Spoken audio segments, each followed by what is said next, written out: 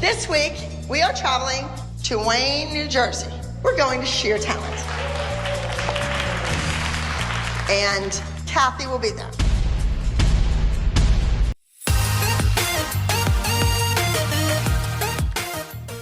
It's been 8 weeks of dance competitions, and Kathy has not been around once. You know she must have something up her sleeve. I will explain the gossip. Never miss this video. Please subscribe to the channel. Season 5 was already shaping up to be a firestorm, and by the time we hit the second act, everything was combusting. Beau's, egos, and Abby Lee Miller's last nerve. And at the center of the storm, a pint-sized powerhouse with a sparkly wardrobe and a platinum ponytail, Jojo Siwa. Jojo joins the ALDC and immediately shakes the room. Let's not pretend like Jojo Siwa's entrance into the ALDC was anything short of iconic. Her high ponytail could be seen from a mile away, her sparkles blinded the haters, and her mouth? Oh, it ran faster than her feet. For Abby Lee Miller, who'd spent years sculpting silent soldiers out of young dancers, Jojo's big energy was a cultural shock. Abby didn't just want talent. She wanted discipline, submission, and above all, silence unless spoken to. So imagine the horror on Abby's face when Jojo answered back. And not once. Repeatedly. During one fateful rehearsal, Abby reached her limit. Jojo's sassy comebacks and refusal to tone it down led to the now infamous showdown where Abby all but declared war on bows and individuality. The line that stuck with viewers for years to come. The bow. The attitude? Take it off. You're not here to be a star. You're here to dance. Oof. Cameras caught Jojo's expression go from confused to crushed in seconds. But in true Siwa fashion, the tears didn't last. She blinked them back, stood tall, and tossed that bow on the floor like she was dropping the mic. Cued Jessalyn, storming in like a sparkly hurricane. Abby's confrontations with moms were legendary, but something about Jessalyn brought out a new level of petty. Unlike the other mothers who tried to play it cool or go toe-to-toe in Abby's twisted logic games, Jessalyn had one rule. You mess with Jojo, you mess with her. Jessalyn wasn't there to win Abby's approval. She didn't care about the pyramid, the solo assignments, or being labeled replaceable. She was there to promote Jojo Incorporated. And that terrified Abby more than she'd ever admit. When Abby screamed that Jojo wasn't special, Jessalyn practically laughed in her face. She's not special? Then why is she all anyone's talking about? That line still lives rent-free in every siwanator's mind. Social media erupted after the episode aired. Half the fandom took Abby's side, saying Jojo needed discipline and that Jessalyn was enabling diva behavior. The other half? Fully Team Jojo. They praised her resilience, her individuality, and the fact that she never let Abby's screaming matches dull her shine. It became a cultural moment. Do you conform for success, or do you shine your way through the criticism? Let's just say, one of them ended up with a Nickelodeon empire. The other ended up in legal trouble. Here's the juicy part. Rumors swirled that producers saw major star potential in Jojo from the moment she auditioned for ALDC. Allegedly, they pushed her into scenes with Abby knowing full well it would cause friction. Abby didn't like being manipulated, and she definitely didn't like being overshadowed. So was the Jojo versus Abby drama real? Absolutely. But was it intensified for the sake of good TV? You bet. Jojo herself later hinted that she was encouraged to be herself, even when it clashed with Abby's vision. The producers knew exactly what they were doing, and they were already plotting Jojo's path to stardom, with or without the ALDC. By mid-season 5, it became clear Abby was losing her grip. The old formula, intimidation, hierarchy, and relentless berating, wasn't working anymore. The new moms weren't afraid. The new dancers weren't just good, they were marketable. And Abby's biggest fear? That the show was evolving beyond her control. Jojo represented that evolution. All glitter, all branding, all personality. She didn't need Abby's approval. She had YouTube. Post-fight, Jojo was placed at the bottom of the pyramid. Classic Abby move. Use the pyramid as punishment. But Jojo? She didn't sulk. She danced her heart out, cracked a few one-liners, and smiled through it all. That's when fans started calling her the real star of Season 5. The girls noticed it. The moms noticed it. And Abby? Oh, she definitely noticed. Let's not forget the peanut gallery. The other moms had their opinions. Lots of them. Holly was cautious but respectful. Jojo has something, but Abby's trying to mold her.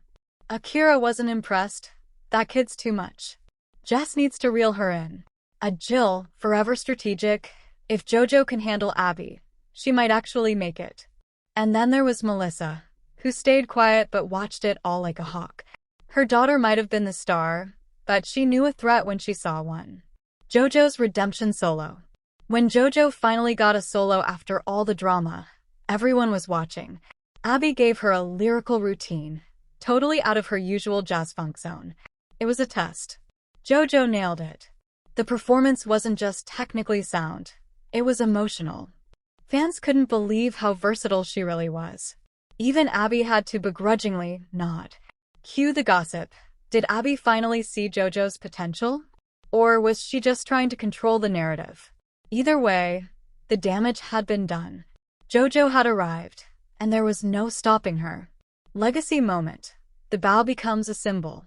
After that infamous showdown, Jojo's bow wasn't just a hair accessory. It became a movement. Fans started wearing bows in support. Social media exploded with #BowPower. Jojo began building her brand with bows at the center. And guess what? She made millions. So Abby might have wanted to rip that bow off, but in doing so, she accidentally launched a pop culture phenomenon. Final gossip. Did Abby regret it? Years later, in interviews and social posts, Abby has said she always saw something in Jojo and that she's proud of her success. But fans aren't buying it. The gossip? Abby didn't expect Jojo to rise without her help. She thought she could break her like she tried with others. Instead, Jojo broke the mold and the internet. That moment, when Abby screamed and Jojo didn't flinch, was more than just a reality TV spat. It was the beginning of Jojo Siwa, the global brand. And Abby? She'll always be the woman who tried to tear off the bow and accidentally launched a superstar. Let's not pretend like Jojo's confidence didn't rub the other dancers the wrong way. Sure, there were smiles in group scenes, but the behind-the-scenes tension? Palpable. Kalani thought Jojo's style was too over the top. Kendall didn't like how Jojo always had a quip ready for the camera. Even Maddie kept her distance, more focused on Sia and LA than on bows and battles. There were whispers that Jojo's loud style distracted from the routines. Abby constantly warned her to tone it down, especially during group numbers. But Jojo never changed, and that's what made her stand out. While other dancers waited for Abby's approval or a special solo, Jojo was building an empire. Her YouTube channel exploded. Merch followed. Nickelodeon came knocking. And let's be real, Jojo was savvy. She turned every Abby confrontation into fuel, every mom's side-eye into motivation. While others battled for pyramid spots, Jojo was becoming a brand. Insiders say that Jessalyn always knew Jojo wouldn't last long at the ALDC. She had bigger plans. Once Jojo's brand gained traction, they didn't need the drama anymore. Abby knew it, and it terrified her. That's why she tried harder and screamed louder. But the louder she screamed, the more unstoppable Jojo became. And that's the gossip gold. The louder the hate, the stronger the bow. Nia Sue Frazier wasn't the obvious favorite when she first appeared on Dance Moms. In a world where Abby Lee Miller ruled with an iron-tapped shoe, Nia was often the girl in the back, smiling sweetly, dancing her heart out, and receiving very little recognition. While Maddie Ziegler was Abby's darling and Chloe Lacasiak was the quiet threat, Nia was the dependable performer, consistent but rarely spotlighted. Still, her journey was never about instant fame. It was a slow burn fueled by resilience. Her mom, Dr. Holly Frazier, was different from the other moms. With her PhD in calm composure, she brought something new to the ALDC chaos. But even her degrees and dignity couldn't protect Nia from Abby's brutal favoritism. It was clear early on that Nia would have to fight harder for every solo, every compliment, and every piece of respect. From awkward group dances to back row placements in pyramid reveals, Nia's presence in the early seasons was marked by a frustrating consistency. She was never bad, But Abby never seemed to think she was good enough. Yet she kept showing up. Quietly. Determined. Nia's strength wasn't always in her technique, but it was always in her heart. She poured passion into every performance, even when Abby refused to acknowledge her growth. Time and again, she was given dances that were meant to typecast her, tribal, jungle-themed, or ethnic routines that sparked outrage among fans. Holly, always composed, began to voice her concerns. "Why is my daughter always being asked to portray an animal or something foreign?" she questioned. Abby's excuses didn't hold water. Nia was being limited by the very woman who was supposed to be helping her shine. The fans saw it. Twitter lit up. Reddit threads titled "Justice for Nia" started to trend among Dance Moms watchers. But Nia didn't quit. Even when others threw tantrums and threatened to leave, she stayed. She practiced harder, she smiled wider, and she accepted the solos she was given, even if they weren't fair. Because she knew something the others didn't. The underdog may not get the spotlight first, but when they do, it hits different. Few battles in Dance Mom's history were as powerful as the verbal showdowns between Dr. Holly and Abby Lee Miller. Abby, who often steamrolled over the other moms with snide remarks and personal digs, met her match in Holly. Educated, articulate, and fierce in her own quiet way, Holly wasn't interested in drama, but she was absolutely prepared to protect her daughter. One particularly infamous moment came when Abby mocked Holly's education, sneering, "You may have degrees, but I have experience." Holly calmly fired back, "And yet you choose to belittle a child based on stereotypes." It was a mic drop moment.